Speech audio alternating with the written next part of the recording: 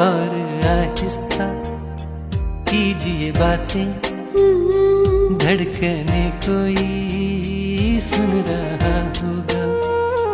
लफ्ज गिरने न पाए होठों से, वक्त के हाथ इनको चुन लेंगे।